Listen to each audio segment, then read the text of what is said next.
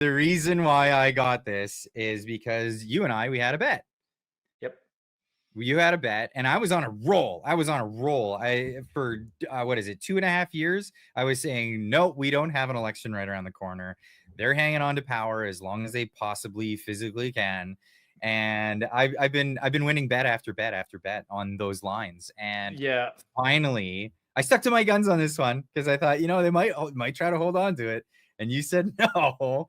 And the wager was a bottle of American whiskey, which is contraband in Canada now, and it's hard to get your hands on. This one's a nice one.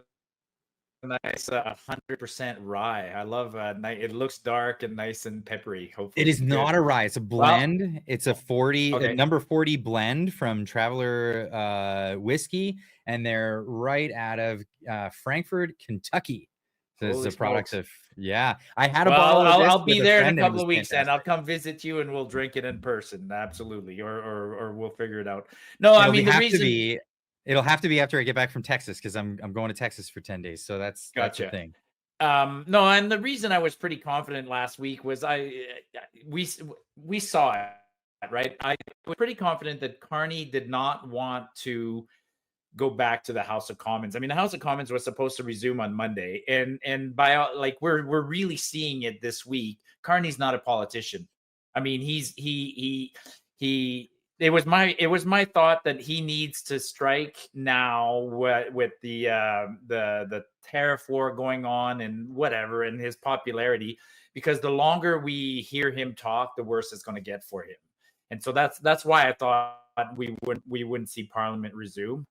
I think ultimately the Liberals are going to be what's the word, made a bad choice with Carney. I mean, they're gonna regret it. And that's exactly it. The more he's around, the more people are starting to look into him. And the more people look into him, the worse it looks. Like it looks really, really bad. And you shared this on social media this week. This was, Carney's climate change agenda is clear. He wants a carbon tax at $170 a ton for carbon dioxide, more than double our current rate.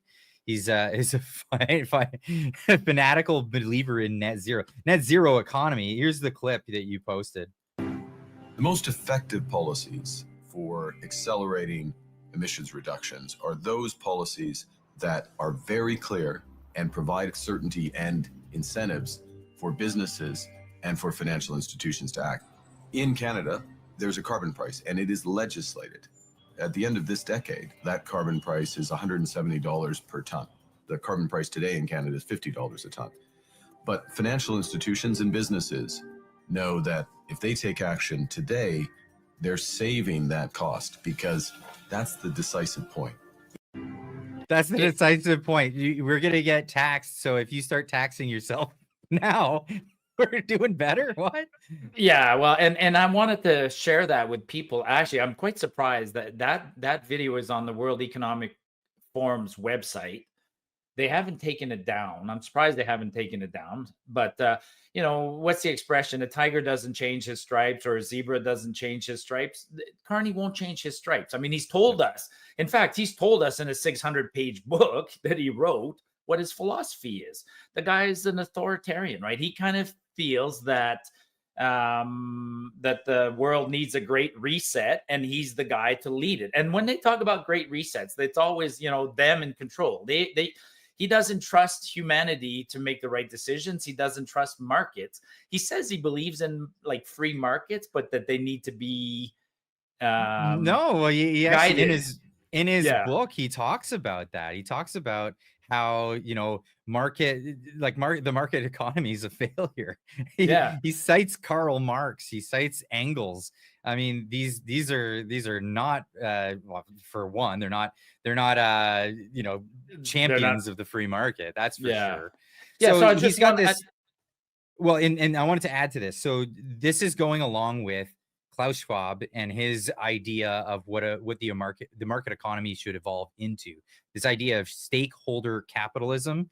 It is no different from some of the other countries, like the guy with the funny mustache and his economic policies, and modern day China, where everything is basically a perfect merger between state and corporation.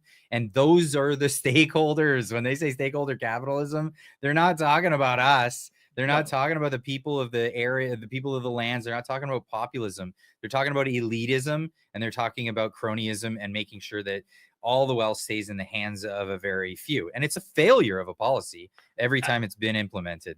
We know this. Absolutely. I mean, he wants to pick the winners and losers, and based on criteria that he selects, right? And that clip is only a short portion. The entire clip is about 3 minutes long. And when you listen to his whole 3-minute long clip, he talks about whatever, the new economy, the reset, and how the new economy is needed for whatever, net zero, green, all the usual stuff. And right now he's on the campaign trail trying a little to distance himself from that. But every time you let him talk, it slips. It keeps coming up. And he's not going to change who he is. He wants to do this. And he's been put there. He's been selected to finish the job that Trudeau couldn't finish. So speaking of the campaign trail, I love this because there's been the challenge. The challenge is, of course, for Mark Carney to speak French and do it in a debate against Pierre Poilievre. And I just got to show the clip because it cracked me right up. This is them asking in French if he's going to join that, and he scoffs at them and mocks them. That he of course he's not scared to debate Pierre in French. Bonjour Monsieur Carney, c'est Fanny Olivier de Radio-Canada. Le chef conservateur Pierre Poilievre vous met au défi de participer au face-à-face de TVA. Est-ce que vous allez le faire? Pourquoi pas? Pourquoi pas? Oui, pourquoi pas? Oui. Il y aura. Bon. And then he backed down right after the speech. After the speech went live, he backed out of it. They gave him a great excuse to back out. To be clear, he is still doing one French debate, the one on CBC, and he's doing an English debate. He was asked if he was one of the medias in Quebec. TVA is a Quebec media. They wanted a second French debate, but then he had the great excuse saying they wanted to charge him $75,000. But I mean, he honestly, this is where it gets so funny though, Marty. Yeah. In response to that, and this is the Pierre Poilievre that everybody wants to see. This isn't, the one we've been seeing prior to this is kind of crappy, the PR Poilievre, but this is the Pierre Poilievre people want to see. Breaking major news: Pierre Poilievre offers to pay Carney's $75,000 for the French language debate, and here he is saying this. Though I want to just say that I want to challenge Mark Carney to show up for the debate at TVA in Quebec. He's running away and hiding because he believes that he's too weak to defend the lost Liberal decade or explain why he thinks Liberals deserve a fourth term. Let's have a debate in French where we put together the choice. Either a fourth Liberal term after costs and crime have gone up, and our economy has gone down under the American thumb, or putting Canada first for a change with a new conservative government that will build the homes. I'll even pay Mr. Carney's fee so that he can show up. We'll take that excuse away from him. Conservatives will even pay the fee to bring him out. He's not afraid. And by the way, if he is afraid to have the debate, how is he going to have the courage to stand up against Donald Trump? Ooh. It's going to take someone who's strong enough to do that. And if he's not afraid, then he'll show up at that debate. I'm not afraid, and I'm ready to enjoy that debate with him. I love this. This is the Pierre that we want to see, right? Like punch. He's finding his stride right now.